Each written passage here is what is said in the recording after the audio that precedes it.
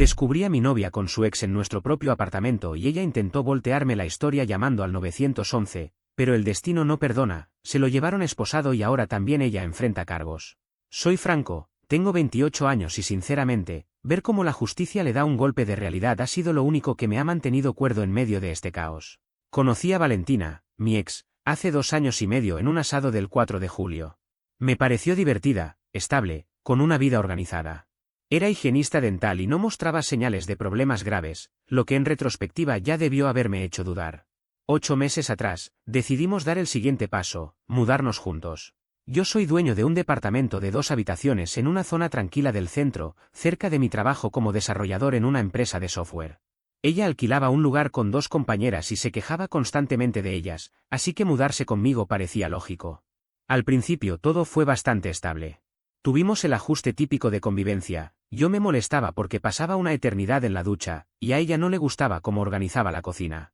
Nada grave. Pagábamos los gastos a medias, trabajábamos tiempo completo, cada uno tenía su grupo de amigos, pero también compartíamos tiempo juntos. Incluso hablábamos de adoptar un perro y planificábamos viajes. Yo realmente creía que estábamos construyendo algo sólido. Pero hace unos 3 meses, algo empezó a cambiar. No fue abrupto, sino sutil. Valentina comenzó a pasar más tiempo pegada al teléfono. Llegaban mensajes a horas extrañas, y siempre giraba la pantalla cuando le preguntaba quién escribía. Su respuesta era automática, solo el trabajo o las chicas, y cambiaba de tema. Al principio quise creerle, imaginé que podía estar organizando alguna sorpresa o atravesando algo personal que no quería compartir todavía. Luego vinieron las noches de chicas que antes eran esporádicas y se transformaron en algo semanal, incluso 2 veces por semana. No soy controlador, ella tenía todo el derecho de tener su vida. Pero llegar a las 3 de la mañana cuando los bares de la zona cerraban a medianoche ya era otra historia. Cada vez que preguntaba, se ponía a la defensiva y me atacaba. ¿Por qué me interrogas? ¿No confías en mí? En ese momento no vi lo obvio. También hubo un cambio drástico en nuestra intimidad. Pasamos de tener una vida sexual activa a casi nada. Siempre tenía una excusa: cansancio, dolor de cabeza, estrés. No quise presionarla porque no quería ser ese tipo de hombre que hace de eso un problema central, así que lo ignoré, convenciéndome de que era una etapa pasajera. Mi mejor amigo, Agustín, lo notó antes que yo. Una noche, mientras compartíamos unas cervezas, me lanzó esa mirada incómoda de quien sabe que algo no anda bien. «Bro, ¿estás bien?», me dijo después de dar un sorbo. «Te noto tenso». Encogí los hombros, intentando restarle importancia. Él insistió y mencionó algo que me heló. Había visto que Valentina publicaba muchas fotos antiguas en Instagram, casi todas de su época universitaria, y en varias aparecía el mismo hombre, abrazándola y riéndose con ella. Yo no suelo revisar redes sociales, pero esa noche lo hice. Y sí, en las últimas 2 semanas había publicado un montón de fotos con el mismo tipo. No tuve que preguntar mucho más para que mi estómago se encogiera. Cuando volvió a casa y se metió a una de sus interminables duchas, hice algo que no me enorgullece: revisé su teléfono. Tenía su código porque me lo había dado tiempo atrás con un discurso de «no tenemos secretos». ¿Irónico? Entré directo a sus mensajes. Había un contacto guardado como Bruno Trabajo con el que tenía conversaciones constantes. El problema: yo conocía su lugar de trabajo, y allí no había ningún Bruno. Los mensajes me dejaron helado. «No veo la hora de verte esta noche. Lo extraño que es no poder tocarte». ¿Él sospecha algo? No, ni idea. Está demasiado ocupado con su trabajo para notarlo. Había semanas enteras de mensajes como esos: planes para verse, quejas sobre mí, recuerdos compartidos y fotos. No eran explícitas, pero sí íntimas. Él sin camisa, ella en su departamento, abrazados en la cama. No cabía duda, mantenían una relación paralela desde hacía bastante tiempo. Cuando terminó de ducharse, me senté frente al televisor, fingiendo normalidad mientras mi cuerpo temblaba. Ella salió con el cabello envuelto en una toalla, me besó en la cabeza como si nada y se fue a vestir. Yo no escuchaba nada más que el zumbido de mi rabia contenida. La tentación de confrontarla en ese momento fue fuerte, pero decidí pensar con frialdad. El departamento estaba a mi nombre. Ella no figuraba en el contrato de arrendamiento, pero un movimiento impulsivo podría dar pie a problemas legales. Había leído suficientes historias de falsas acusaciones, reclamos por derechos de ocupación y reputaciones destruidas. Necesitaba actuar con estrategia. En ese instante no imaginaba hasta dónde llegaría todo. Pero lo que comenzó como una traición íntima terminó con Bruno Acosta, su amante, arrestado por tener una orden de captura pendiente, y con Valentina Ríos acusada de haberlo estado encubriendo sin siquiera saberlo al principio. Lo que ella creyó que sería una maniobra para ponerme contra la pared, se le volvió en su contra de la forma más irónica posible. Durante los días siguientes, tomé una decisión: si quería saber toda la verdad, tenía que empezar a documentar absolutamente todo. Me dediqué a recopilar pruebas como si estuviera preparando un caso legal. Revisé nuestras cuentas compartidas y descubrí cargos que jamás había visto: cenas en restaurantes elegantes, reservas en hoteles fuera de la ciudad, facturas de bares que ella decía que eran demasiado caros cuando yo proponía ir juntos. Curiosamente, no parecían ser un problema cuando Bruno estaba presente. Guardé cada comprobante en una carpeta segura en mi computador del trabajo, donde ella no podría tropezar con nada por accidente. Fui construyendo una línea de tiempo detallada: fechas, horas, montos y direcciones. Incluso utilicé Google Street View para confirmar que ciertos lugares eran hoteles o moteles. Paralelamente, empecé a observar sus rutinas con más atención. Una noche, cuando Valentina dijo que saldría con sus amigas, le escribí a Florencia, una de sus supuestas compañeras de noche de chicas, para preguntar de forma casual si sabía algo. Su reacción fue suficiente: no tenía idea de ningún plan. Más tarde, cuando se lo mencioné a Valentina, fingió estar sorprendida y balbuceó una excusa sobre cambios de último minuto.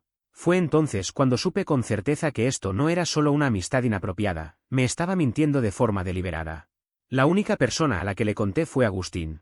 Vino una noche en la que Valentina decía estar trabajando horas extras. Yo había llamado al consultorio dental y me habían confirmado que había salido a las 5 en punto. Al ver la carpeta llena de pruebas, Agustín me dijo: «Esto es grave, hermano. ¿Qué vas a hacer?» «No lo sé todavía», respondí. «Pero no voy a quedarme de brazos cruzados. Quiero atraparla en el acto, que no pueda negarlo ni inventar otra historia. Si necesitas un testigo, dime», añadió él. Yo me apunto. La oportunidad llegó más rápido de lo que imaginaba. El viernes, Valentina me escribió cerca del mediodía: «Saldré con las chicas después del trabajo, no me esperes despierto, corazón rojo». Me hervía la sangre. Iba a pasar la noche con su amante y aún tenía la desfachatez de mandarme corazones. Le avisé a Agustín: «Es hoy». Me respondió sin dudar: «Dime la hora». «Estoy listo». Salí de mi trabajo como siempre, a las 5:30. Llegué a casa, me cambié de ropa, pedí una pizza y me senté a esperar.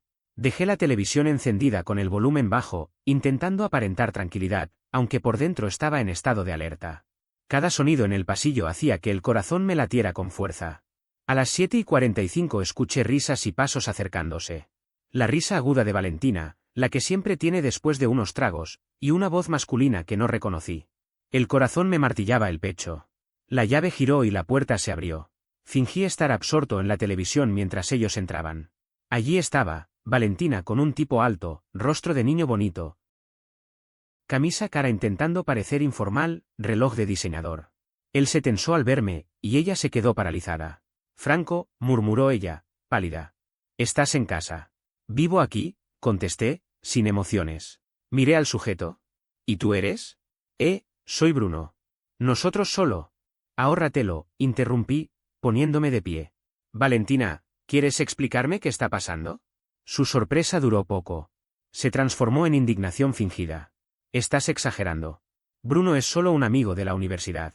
Nos cruzamos por casualidad y lo invité a ver el departamento». «¿Un amigo?», repliqué. «¿El mismo amigo con el que llevas semanas testeándote a escondidas? ¿El mismo con el que has mentido tantas veces?» Bruno abrió los ojos como platos. «Valentina, tú dijiste que...». «Cállate, Bruno», le gritó ella antes de girarse hacia mí. «¿Revisaste mi teléfono? Eso es abuso». Me reí por dentro. La táctica era tan predecible que casi resultaba cómica: voltear la situación y hacerme parecer el villano por haberla descubierto. «No. Lo que es abuso», dije, conteniéndome, «es acostarte con alguien más y traerlo a la casa donde yo pago todo. Bruno, te sugiero que te marches ahora mismo».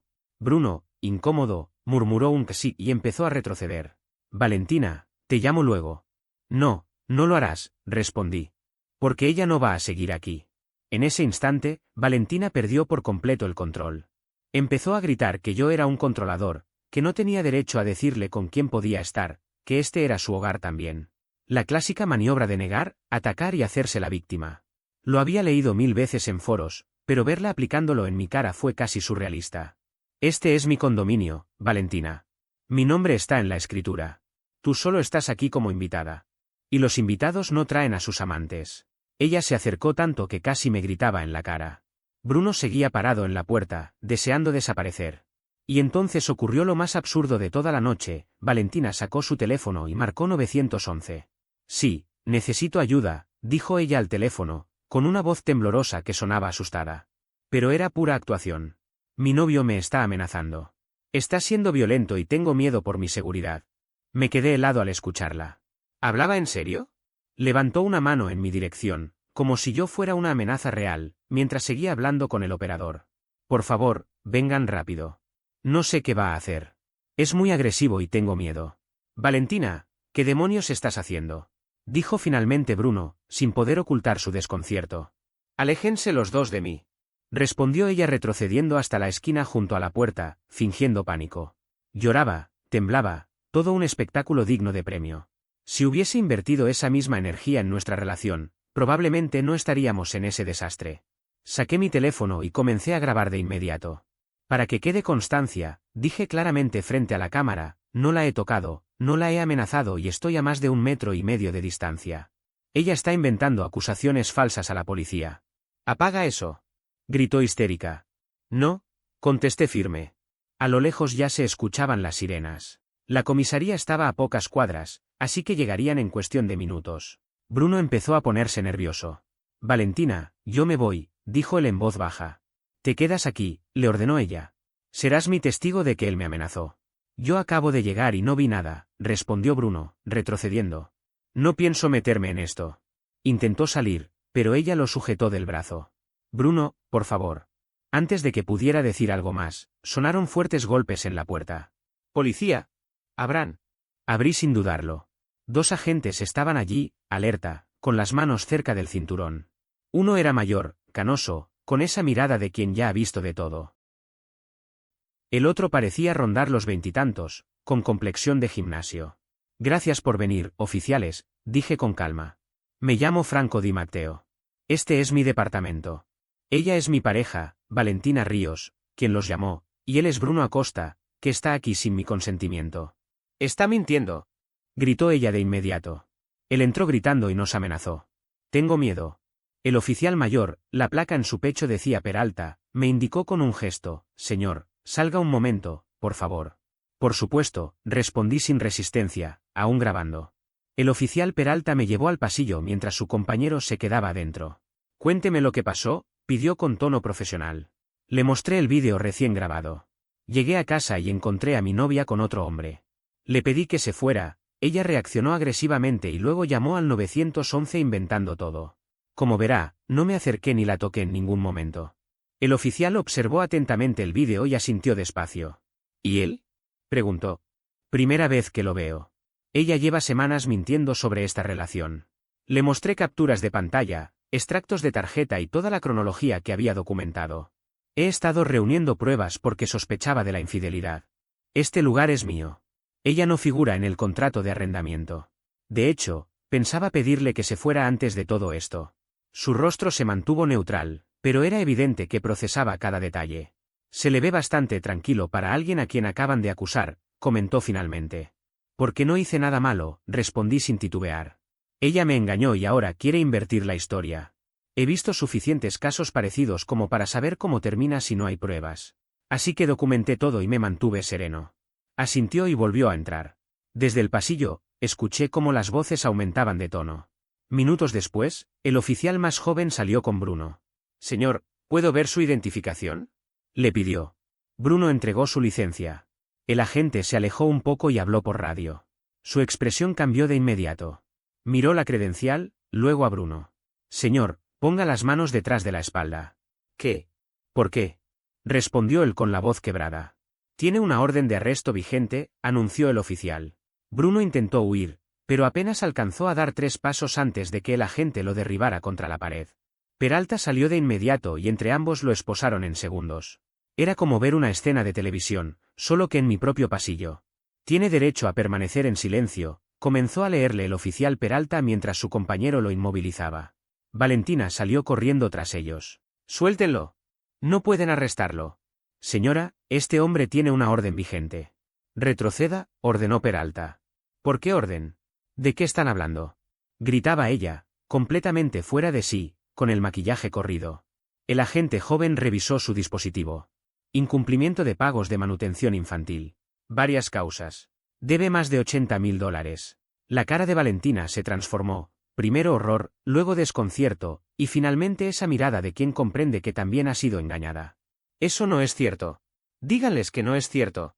Le gritaba a Bruno, que permanecía en silencio, probablemente lo más inteligente que había hecho en toda la noche. Mientras lo bajaban por las escaleras, ella lo seguía protestando. Señora, dijo Peralta, deteniéndose y hablándole con firmeza, usted fue quien nos llamó. Hicimos un control de rutina cuando este hombre no pudo explicar qué hacía aquí. La orden estaba en el sistema. Esto es una locura. Lo están acosando. Esto es culpa de Franco. Él los llamó para incriminarnos. Peralta entrecerró los ojos. En realidad, usted hizo la llamada. Nosotros actuamos conforme al protocolo.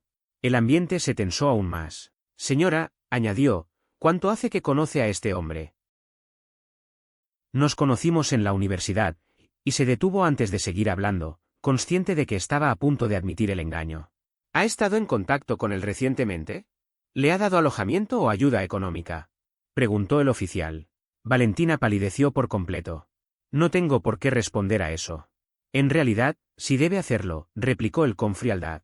Si ha estado encubriendo a una persona con una orden de arresto activa, eso se considera un delito, ayudar y proteger a un fugitivo. Nunca imaginé que presenciar la caída de alguien que me había lastimado pudiera ser tan, silenciosamente satisfactorio. Pero lo fue. Ver a Valentina perder el control de su mundo en cuestión de minutos fue como observar una cadena perfecta de dominó caer, ordenada, inevitable y hasta hermosa de una forma retorcida. No hubo necesidad de que yo levantara un solo dedo. Todo lo que ella había armado con mentiras, engaños y manipulaciones, se estaba derrumbando solo. No tenía idea de que existía una orden de arresto contra Bruno, y lo irónico es que ella tampoco. Cuando los oficiales lo mencionaron, su grito atravesó el aire del pasillo como un cristal astillándose. Su rostro pasó del cinismo habitual a un terror casi infantil. ¿Cuántas veces ha permanecido esta persona en esta residencia? Preguntó con tono firme oficial Peralta, sacando su libreta y manteniendo una postura rígida. Valentina me miró como un animal acorralado. Sus ojos, que tantas veces usaron la seducción para manipular, ahora estaban llenos de un pánico seco y real. Esperaba que yo mintiera por ella, que dijera algo que la salvara. Yo, en cambio, me limité a encogerme de hombros con absoluta calma. Si había hecho su cama con mentiras, ahora tenía que acostarse en ella. Quizá una o dos veces, respondí con voz tranquila. Oficiales, me gustaría dejar constancia de algo. Miré al oficial directamente, sin titubear. Bruno nunca ha tenido autorización para estar en mi departamento. Soy el único titular del contrato de arrendamiento. Y si Valentina lo trajo aquí, lo hizo sin mi conocimiento ni consentimiento. Peralta asintió sin sorpresa, como si ya hubiera escuchado esa clase de historia demasiadas veces. Señora, vamos a necesitar que nos acompañe a la comisaría para responder algunas preguntas, dijo con tono cortés pero firme. ¿Estoy arrestada? Preguntó ella, con la voz quebrada, como si no terminara de aceptar la magnitud de lo que estaba pasando.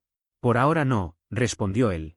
Pero necesitamos aclarar su relación con Bruno Acosta y si usted tenía conocimiento de su situación legal. Ella volvió a mirarme con desesperación, como si yo fuera su salvavidas en medio de un océano que ella misma había encendido en llamas. Franco, diles que todo esto es un malentendido. Por favor, díselo, suplicó. No, respondí despacio, cada palabra pesada como un golpe. Tú llamaste a la policía para inventar falsas acusaciones contra mí. Metiste a tu amante en mi casa. Me mentiste durante meses. Esto es asunto tuyo. Mientras un oficial más joven escoltaba a Bruno escaleras abajo, Peralta permaneció junto a ella. ¿Va a venir por su cuenta o tengo que detenerla? Preguntó sin levantar la voz, pero con autoridad. Valentina tomó su bolso, me lanzó una mirada cargada de odio, mezcla de humillación y rabia, y lo siguió. La puerta se cerró tras ellos con un eco seco. El departamento quedó en silencio, tan silencioso que podía escuchar mi propia respiración. Me quedé quieto, inmóvil, como si mi cuerpo necesitara unos minutos para que mi mente procesara todo. Entonces marqué el número de Agustín. No vas a creer lo que acaba de pasar, le solté sin siquiera saludar. Las siguientes horas se sintieron irreales. Agustín llegó con refrescos y una pizza recién hecha, la que había pedido antes se había enfriado en medio del caos policial. Nos sentamos en la mesa, y mientras devorábamos por pura ansiedad, le conté cada detalle. Déjame ver si entendí bien, dijo, con la boca llena de queso. Valentina intentó que te arrestaran por violencia doméstica, pero al final arrestaron a su amante por deber $80.000 en manutención infantil. ¿Y ahora ella podría enfrentar cargos por encubrirlo? Exactamente, respondí. Él soltó una carcajada que casi lo hizo atragantarse. Esto es justicia poética, hermano. Es que ni en las mejores películas. Y tenía razón. Era como si el universo hubiera mirado la escena y dicho, no, espera, tengo algo mejor preparado. Cerca de medianoche, mi teléfono comenzó a sonar con números desconocidos. Ignoré el primero. El segundo también. Luego llegó un mensaje de Florencia, una de sus amigas. Franco, Valentina necesita hablar contigo. Es importante. Bloqueé el número sin pensarlo. Y después bloqueé 5 más. No iba a caer en ese juego. Lo que tuviera que decirme, que se lo explicara a un abogado. Al amanecer, cuando abrí los ojos, la pantalla del celular parecía un campo de batalla, 47 llamadas perdidas y cerca de 100 mensajes. Revisé algunos por pura curiosidad. Franco, por favor, contesta. Tengo que explicarte. Fue un malentendido. Él me dijo que ya lo había arreglado. Te juro que no sabía nada. Por favor, no dejes que me acusen. Haré lo que sea. Te amo. Me reí solo en medio de la habitación vacía. Si eso era su versión del amor, mentir, ser infiel y tratar de arruinar mi vida, entonces no tenía nada que ofrecerme. Llamé a la administración del edificio para explicar que había habido un incidente con un huésped no autorizado y que necesitaba cambiar las cerraduras de inmediato. En menos de 3 horas, un cerrajero estaba trabajando en mi puerta. Pagué un extra por la urgencia, pero valió cada centavo. Mientras instalaban los nuevos cerrojos, empaqué sus pertenencias, ropa, maquillaje, perfumes caros que usaba para salir con otros, esa absurda colección de cojines que siempre me parecieron inútiles, velas que nunca encendía, mascarillas, su portátil, todo. 6 bolsas negras de basura y 3 cajas grandes. Organicé todo en la entrada como si estuviera curando una escena de evidencia. Tomé fotografías, de las bolsas cerradas, de la cerradura nueva, del departamento vacío. Envié las imágenes a Agustín con marcas de tiempo. Sabía que en casos como este, la gente como Valentina suele tergiversar la historia. No me iba a arriesgar. Pasadas las 2 de la tarde, comenzaron a golpear la puerta con fuerza. No era un toque educado, era un puño descargando frustración. Miré por la mirilla, Valentina. Ojerosa, con el maquillaje corrido, la ropa arrugada, los ojos enrojecidos por el llanto. Se veía derrotada. Franco, sé que estás ahí. Tenemos que hablar, dijo, su voz quebrada. Me quedé quieto, escuchando cómo golpeaba la madera con más fuerza.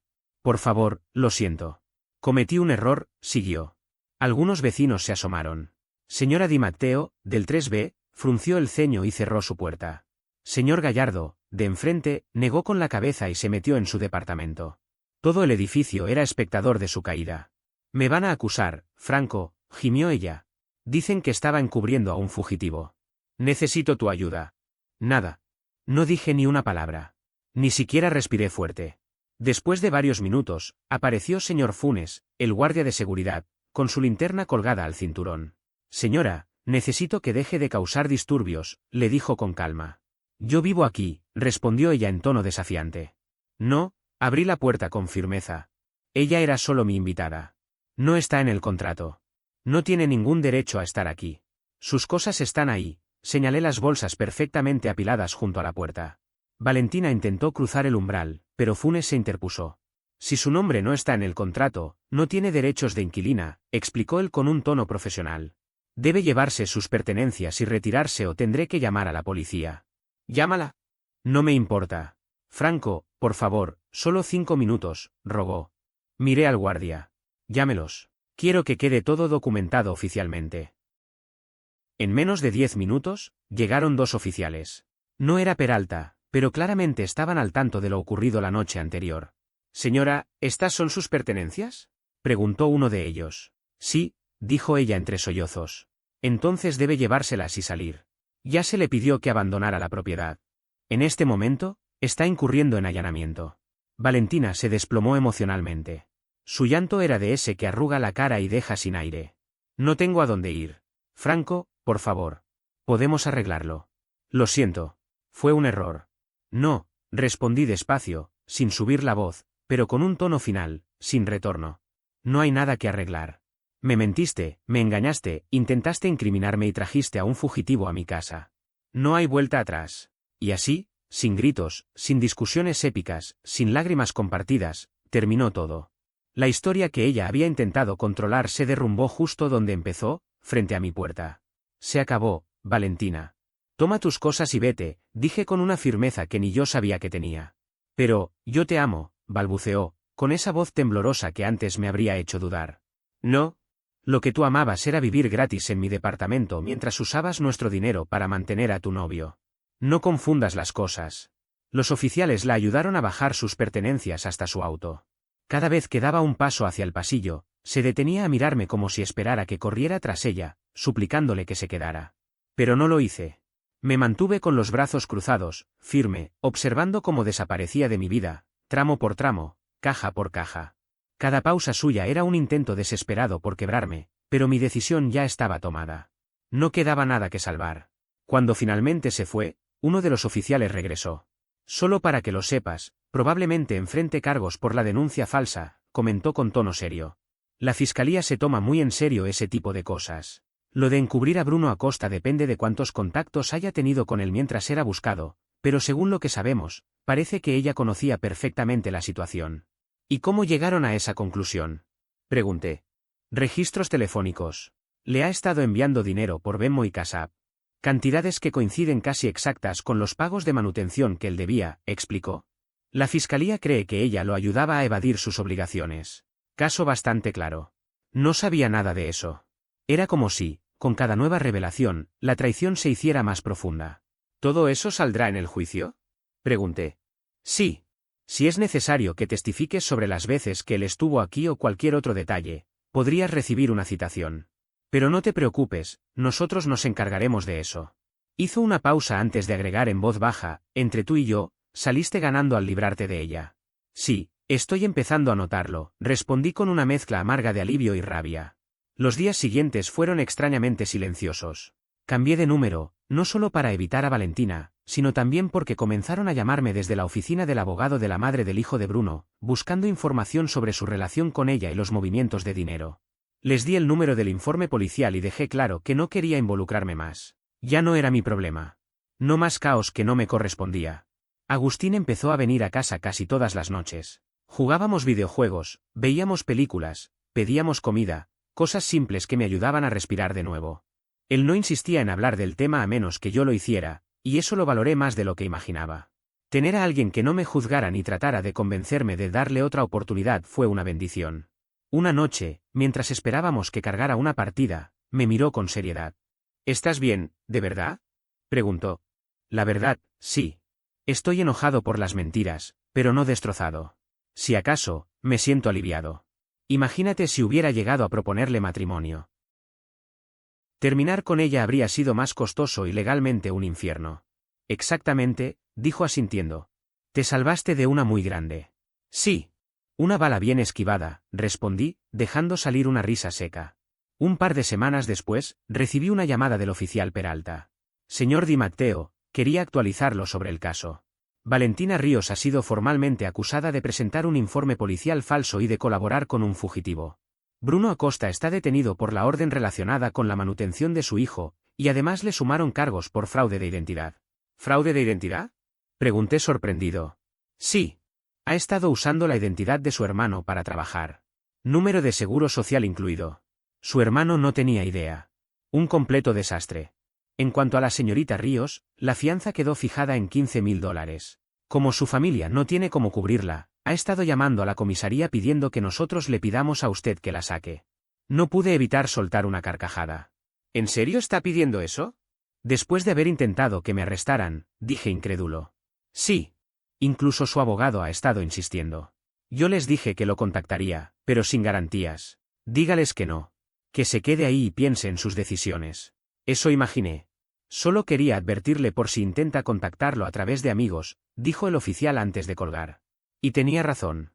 A lo largo de la semana siguiente, comenzaron a llegarme mensajes de conocidos lejanos y personas que apenas recordaba. Algunos ni siquiera los había visto en persona. Todos tenían el mismo discurso: ayúdala, fue un error, la cárcel es demasiado, sé la persona madura y muestra compasión. Algunos incluso me atacaron directamente, llamándome cruel, sin corazón y vengativo. Pero yo ya había tomado una decisión firme, no volvería a cargar con las consecuencias de los actos de otra persona. Esta vez, no. Ignoré todos los mensajes que llegaron. No respondí ni uno solo. Cada número nuevo que aparecía en la pantalla recibía el mismo trato, bloquear de inmediato. No iba a permitir que los cómplices de Valentina intentaran manipularme para que la salvara de las consecuencias que ella misma había provocado. No esta vez. Curiosamente, el mensaje más inesperado vino de la madre de los hijos de Bruno. No tengo idea exacta de cómo consiguió mi nuevo número, aunque supongo que pudo haberlo hecho a través de la oficina de la fiscalía. Me escribió algo que me dejó en silencio un buen rato. No te conozco, pero gracias por ayudar a atrapar a ese irresponsable. Mis hijos y yo hemos estado sufriendo durante 3 años por culpa de él. Tu testimonio y las pruebas que entregaste ayudaron a que agregaran más cargos. Espero que estés bien después de todo esto. Ese mensaje, aunque breve, me hizo sentir que al menos algo bueno había salido de toda esta pesadilla. Mi relación había explotado, mi novia había resultado ser una completa farsante, pero al menos, gracias a mis acciones, unos niños finalmente recibirían la manutención que merecían. Todo porque Valentina fue lo bastante imprudente como para llevar a un hombre prófugo a mi casa, y yo fui lo suficientemente meticuloso para documentar cada detalle. Le respondí con tranquilidad, me alegra haber podido ayudar. Espero que tú y tus hijos reciban todo lo que les corresponde. Él merece lo que le espera. El proceso judicial no fue corto. Me llegó una citación para declarar como testigo y tuve que explicar cuántas veces Bruno estuvo en mi departamento y qué sabía sobre el contacto de Valentina con él. Fui completamente honesto, no lo había visto jamás antes de aquella noche. No le di autorización para entrar, ni siquiera sabía que ella hablaba con él, mucho menos que lo estaba ayudando a evadir sus responsabilidades legales. El abogado de Valentina intentó pintarme como un exnovio vengativo, un tipo controlador que exageraba todo por despecho. Quiso presentarme como el villano de la historia. Pero la fiscalía lo desarmó en cuestión de minutos, mostraron el vídeo que grabé esa noche, la grabación de la cámara corporal de la policía y los registros detallados de las transferencias que ella había hecho a Bruno a través de distintas aplicaciones. Ahí se destapó todo, había enviado casi $30.000 en 6 meses, entre dinero de su sueldo, cargos fraudulentos en nuestra tarjeta compartida, por los cuales ya había iniciado reclamos, e incluso préstamos que obtuvo de sus propios padres bajo mentiras inventadas, cursos profesionales, urgencias médicas, supuestas reparaciones del auto. Cada centavo terminó en las manos de Bruno. Sus padres estaban presentes en la sala cuando eso se reveló. Verlos fue impactante. Tenían los rostros desencajados, como si recién estuvieran descubriendo quién era realmente su hija. Al finalizar mi declaración, su madre se me acercó en el pasillo. Franco, por favor. Tú la conoces, sabes cómo es su corazón. No es una mala persona, solo cometió errores. ¿No podrías ayudarla? Respiré hondo antes de responderle. Con todo respeto, señora, su hija intentó hacerme arrestar con cargos falsos porque la descubrí siendo infiel. Me robó miles de dólares, les mintió a ustedes y ayudó a un hombre a escapar de sus obligaciones con sus propios hijos. Eso no son errores. Son decisiones conscientes con víctimas reales. No puedo ayudarla. El padre de Valentina la tomó del brazo y se la llevó antes de que dijera algo más. Pero vi su mirada. Era la de un hombre que sabía que yo tenía razón, aunque no quisiera admitirlo. Finalmente, Valentina se declaró culpable del cargo por denuncia falsa a cambio de una sentencia más leve, 1 año de libertad condicional, una multa de $2.000 y 200 horas de servicio comunitario. El cargo de colaboración con un prófugo fue más grave, su abogado negoció 18 meses de prisión, con posibilidad de libertad condicional a los 9 meses si mostraba buena conducta y pagaba restitución a los hijos de Bruno a través del Estado. Bruno no tuvo tanta suerte. Le dieron 5 años por evasión de manutención infantil, fraude de identidad y varios otros cargos que surgieron durante la investigación. Había estado usando identidades de familiares en diferentes estados para esquivar embargos y órdenes judiciales. Un verdadero parásito. Fui a la audiencia de sentencia de Valentina. Me senté atrás, en silencio. Cuando la trajeron desde la celda, me vio y no pudo ocultar su sorpresa. Abrió los ojos de par en par, hizo un pequeño gesto de incredulidad, y luego bajó la mirada sin volver a levantarla. Cuando el juez le dio la palabra, ella recitó un discurso cuidadosamente preparado, habló de manipulación, de que no sabía realmente lo que hacía, de que quería asumir responsabilidades pero también pedía compasión por no tener antecedentes. El juez no se dejó conmover. Señora Ríos, usted tiene 27 años, un título universitario y una carrera profesional. Tomó una serie de decisiones deliberadas a lo largo de meses, engañó a su pareja, presentó una denuncia falsa, transfirió decenas de miles de dólares a alguien que sabía que evadía sus obligaciones legales. No fue un impulso. Fue cálculo, fue elección. Y ahora enfrentará las consecuencias. Fue exactamente lo que necesitaba escuchar. Validación. Confirmación de que no estaba exagerando, de que lo que ella hizo fue grave y real. Salí del tribunal sin mirar atrás. El eco de las palabras del juez aún retumbaba en mi cabeza, no como una advertencia, sino como un recordatorio de que, esta vez, no era yo quien debía cargar con culpas ajenas. Había pasado meses caminando con un peso invisible en los hombros, y por primera vez, sentí que realmente lo había soltado. No hubo grandes celebraciones ni discursos épicos. Volví a enfocarme en mi rutina, mi trabajo, mis entrenamientos, las cosas sencillas que había descuidado por estar atrapado en una relación que me drenaba. Volver a esos pequeños hábitos fue como recuperar fragmentos de mí que había olvidado.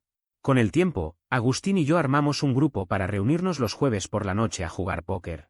Nada extraordinario, solo risas, cerveza fría y un par de historias que terminaban mal contadas, pero bien compartidas. Era la vida real, la tranquila, la que no necesita dramas para tener sentido.